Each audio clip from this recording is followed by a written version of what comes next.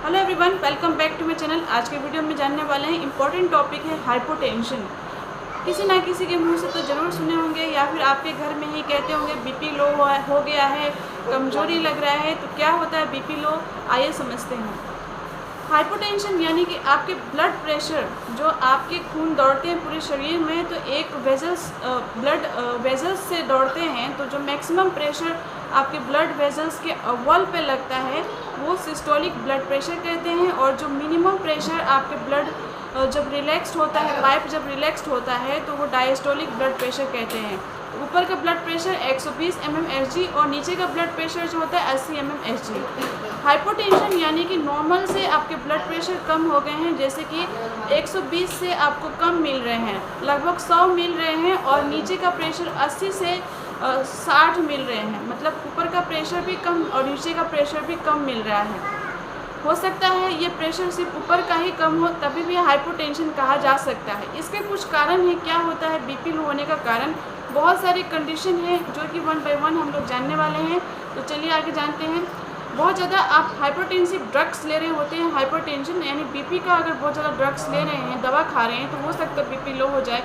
Vomiting की वजह से बहुत ज़्यादा डायरिया हो गया है, स्वेटिंग होते हैं, पसीने बहुत ज़्यादा हो गए हैं, स्टारवेशन होते हैं, तभी भी आपको हो सकते हैं कि बीपी लो हो जाए। फास्टिंग में या माल न्यूट्रिशन, जब आप प्रॉपर तरीके से डाइट इंटेक नहीं करते हैं तो आपको मिनरल्स की कमी होने लगते हैं, फिर माल न्यूट्रिशन हो सकते हैं।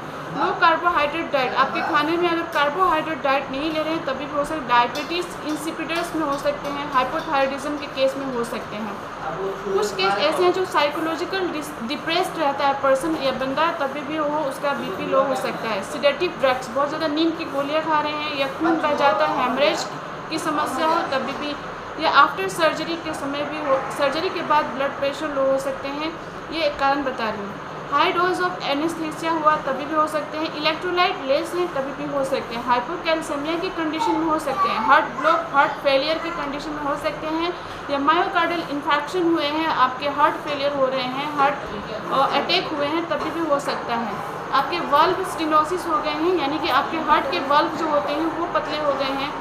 मायोकार्डाइटिस, आपके हार्ट मसल्स स्वेलिंग कर रहे हैं। इसी तरीके से इंक्रीज एस्ट्रोजन के भी हो सकते हैं। ये कुछ कारण हैं जो कि आपको जानना चाहिए। साथ ही साथ इसके लक्षण जान लेते हैं। जब भी बीपी लो होता है तो आपको बहुत ज़्यादा फैटिक, मेमोरी लॉस, लगता है कि दिमाग काम नहीं कर रहा है, फैंट हो सकते हैं, ब्लड विजन, आंखों से धुंधला दिखेगा, कंडक्टिव डेफनेस, थोड़ा कम सुनाई पड़ेंगे, और साथ ही साथ आपके टेस्ट में भी चेंजेस मिलेंगे। जो आप कुछ खा रहे होंगे तो उसमें भी टेस्ट और स्मेल में भी नहीं आपको पता लग पाएगा। पेट में गैस बन सकती है। आपकी सांस लेने की जो रेट होता है, रेस्पिरेशन रेट, वो इंक्रीज़ कर सकते हैं। एब्डोमेन में डिस्कम्फर्ट मिल सकते हैं। मसल्स जो है क्रैम्प मिलेंगे। जब भी आपके मसल्स होंगे वो उसमें लगेगा कि दर्द हो रहे हैं, खिंचाव हो रहा है। वीकनेस ऑफ एक्सट्रीमिटीज़, हाथ पैर में कमजोरी, चक्कर आ सकते हैं, और सेक्सुअल फंक्शन लॉस भी हो सकते हैं। इसी के साथ साथ अब चक्कर भी आते हैं और पेट में गैस भी बन जाते हैं। तो ये कुछ जो है लक्षण देखने को मिलेंगे। साइन देखेंगे, कैसे पहचानेंगे साइन में? तो देखेंगे बीपी लो रहेगा, बॉडी टेम्परेचर भी कम रहेगा, और आपकी बॉडी वीकनेस और लूजनेस महसूस होगा। देखिए, अगर ये बीपी ठीक आप नहीं करते हैं, हाइपोटेंशन की कंडीशन, तो एनीमिया हो सकते हैं, हार्ट फेलियर हो सकते हैं, किडनी फेलियर हो सकते हैं, इम्यूनिटी का जो है लॉस हो सकते हैं, साथ ही साथ इस्टेमिया की कंडीशन हो सकते हैं।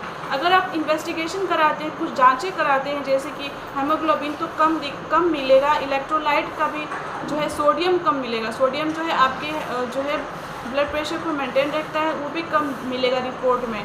साथ ही साथ आप कैल्शियम भी कराते हैं, वो भी डिक्रीज़ मिलेगा।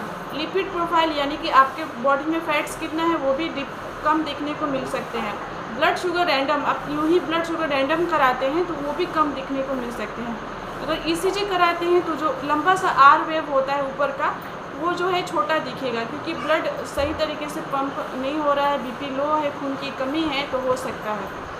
प्लेटलेट काउंट, जो आपके जो ब्लड में एक प्लेटलेट होते हैं वो भी कम मिल सकते हैं। इस तरीके से आपको कुछ इन्वेस्टिगेशन कराना है। मैनेजमेंट में देखिए, आप ओआरएस इलेक्ट्रोलाइट पाउडर को पीजिए, क्योंकि बीपी लो है तो आपको फ्लूइड का बहुत ज़्यादा एडिक्वेट अमाउंट में इंटेक करना चाहिए। हाइड्रेशन रखना चाहिए बॉडी को। बॉडी मसाज भी कर सकते हैं। आईवी इन्फ्यूजन कराना पड़ सकता है अकॉर्डिंग टू द कंडीशन। साथ ही साथ आप रिच प्रोटीन डाइट ले लीजिए और उसके साथ साथ आप योगा मेडिटेशन कीजिए। और होम्योपैथिक सॉल्यूशन में बहुत ही इफेक्टिवली काम करने वाली मेडिसिन है जो चलते हैं, आगे जानते हैं वन बाय वन। तो नेट्रम सल्फ जो होते हैं सबसे पहले बहुत ही इफेक्टिवली काम करती है। जो नेट्रम सल्फ है आपके नॉर्मल बीपी को मेंटेन रखेगी, साथ ही साथ आपको वीकनेस, आपको थकावट, डेबिलिटी में बहुत ज़्यादा वीकनेस लग रहे हैं तो काफ़ी हेल्प करेगी। 30 पोटेंसी में आप सुबह दोपहर शाम 2-2 बूंद ले सकते हैं। नेक्स्ट मेडिसिन की बात करें नेट्रम म्यूरेटिकम, इससे पहले नेट्रम सल्फ बताए थे, अब नेट्रम म्यूरेटिकम 2-2 बूंद सुबह दोपहर शाम लेने हैं। आपके सोडियम को अच्छे हेल्प बनाएगी आपके बॉडी में ताकि आपका बीपी नॉर्मल रह सके। साथ ही साथ इसके बहुत अच्छा आपको वीकनेस महसूस हो रहे हैं तो बहुत अच्छा वर्क करेगी। इस तरीके से जो है आपको और भी मेडिसिन आते हैं। विस्कम एल्बम इफेक्टिवली काम करती है, लो बीपी में बहुत अच्छे वर्क करेंगी। जेलसेमियम, अगर आपके पल्स वीक हैं, आपको कमजोरी लग रहे हैं, लो बीपी की समस्या हो रहे हैं, हेडेक हो रहे हैं तो बहुत अच्छा वर्क करती है जेलसेमियम। इन सब दवाइयों को 30 पोटेंशियल में आप ले सकते हैं आप अपने डॉक्टर के सुपरविजन में। आई होप ये वीडियो आपको पसंद आया हो। So if it is then please like, subscribe and share.